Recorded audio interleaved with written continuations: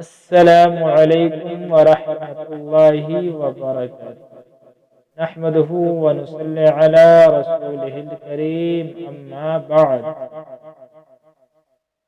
تیلی کا بیل۔ ایک آدمی بہت بڑا سائنسداں تھا۔ سائنسی تحقیق کے سلسلے میں کسی سفر میں تھا۔ راستے میں ایک قصبہ آیا، وہاں اس نے دیکھا کہ ایک کولوہ چل رہا ہے اور لکڑی کے سکور میں سے تیل نکل رہا ہے۔ یہ دیکھ کر اسے بڑا تعجب ہوا، سوچنے لگا کہ یہ کیسی مشین ہے۔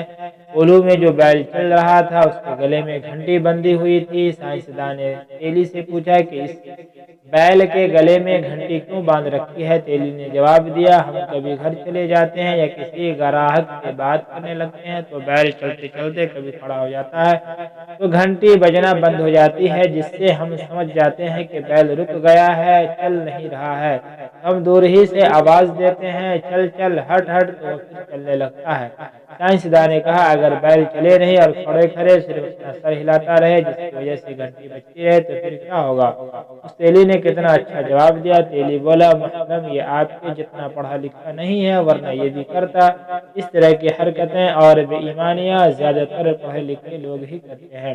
فائدہ مذہبی جھگڑے ہوں یا سیاسی، اکثر اس کے بانی مبانی پڑھے لکھے لوگ ہی ہوتے ہیں۔ اسی طرح فریب، دھوکہ دہی اور نفاق بھی اکثر پڑھے لکھے لوگ ہی میں پایا جاتا ہے۔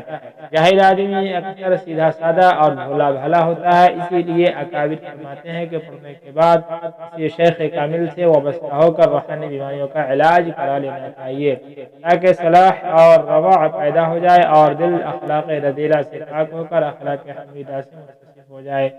السلام علیکم ورحمۃ اللہ وبرکاتہ۔